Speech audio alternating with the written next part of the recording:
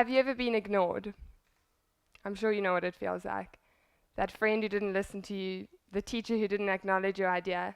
Perhaps it was a stranger who just seemed to see straight through you. We all know that feeling. I want you to think about it for a moment longer. You might be interested to know that they've done independent studies on this feeling of ostracism, and they found that in fact it threatens 4 fundamental human needs, things we need to survive, things like a level of self-esteem and the need for control in social circumstances.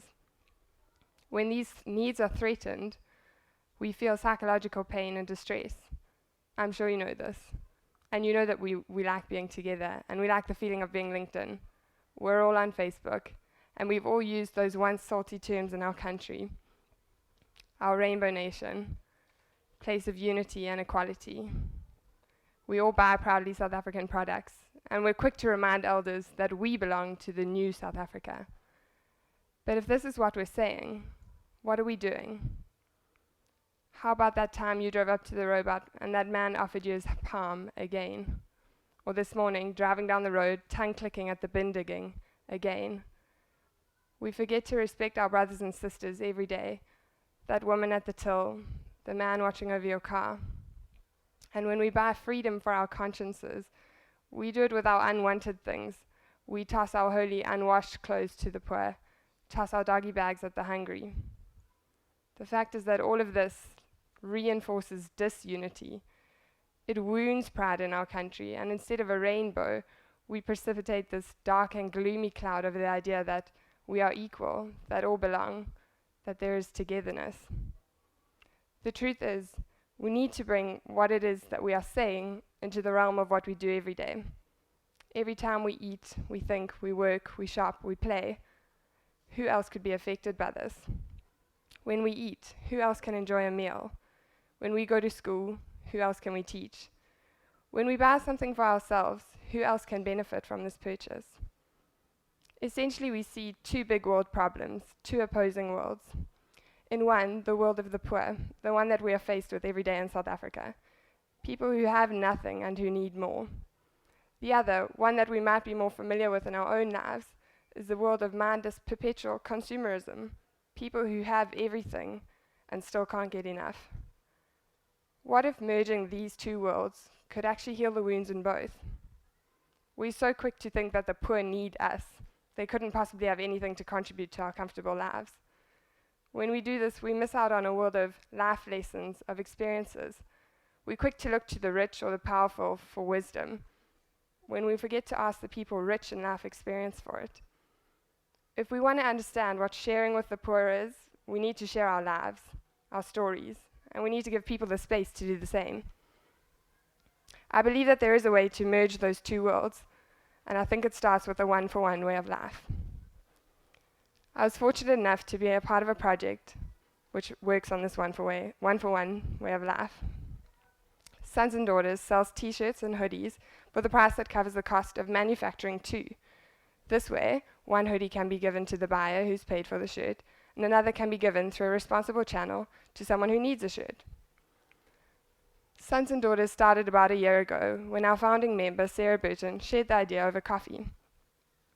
We'd become aware of the need for equality, for real equality, when we saw someone on the street to give them something that we ourselves would appreciate.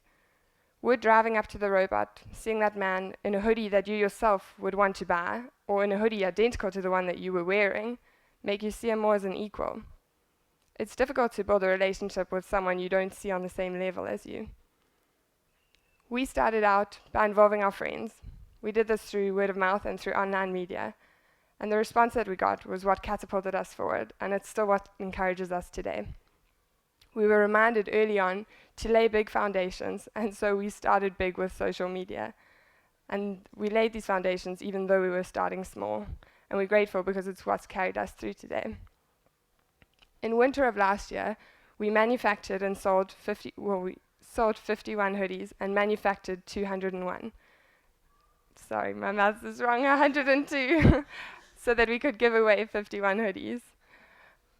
Because the response was so positive, we went forward and did another summer range where we sold over 200 shirts and vests, and then were able to make over 200 shirts and vests to give away. It was important to us That we weren't just dropping off the t-shirts or vests at a home or a shelter and then running, but rather that we would build relationship with these people. We got to know them as friends. And we decided to do this through hosting events, which we were lucky to have sponsored and lucky enough to have a lot of the buyers who had actually funded the clothing attend. It was interesting to see how much they enjoyed it themselves. The idea of one-for-one is not limited to products. In fact, it spreads to other areas of life. And this year, at our 1-year anniversary, we decided to campaign a one-for-one dinner month, where we encouraged people to host a simple dinner at home. Could have been pasta with tomato sauce if they wanted, and to invite friends and charge their guests an entrance fee of some dried or canned goods that could be used to make an identical meal for other groups of people in a shelter or a home in the future.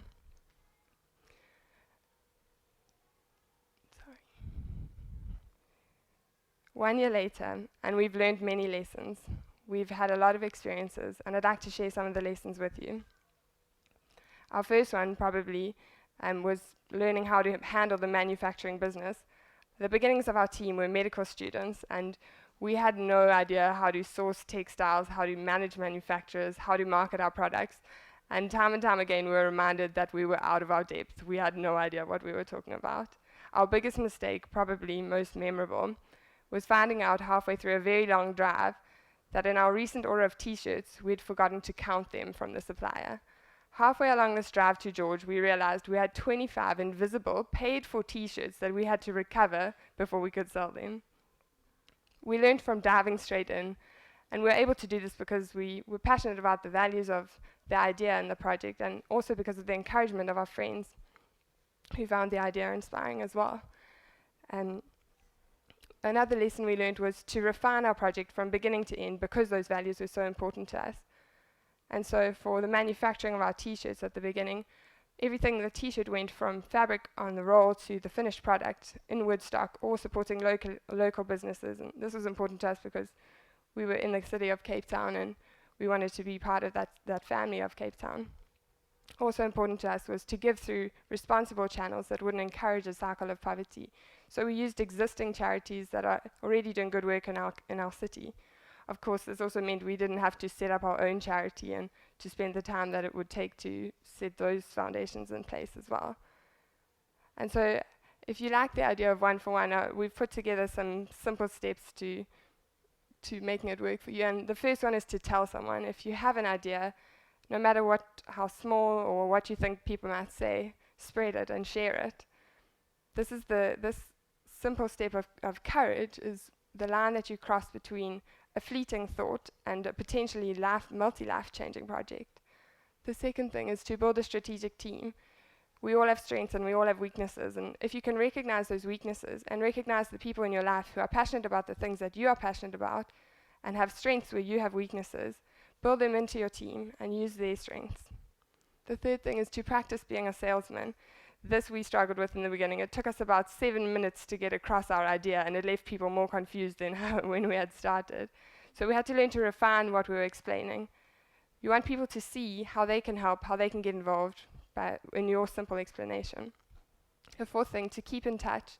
We didn't want to look like this polished, perfect business that had everything together from the outside.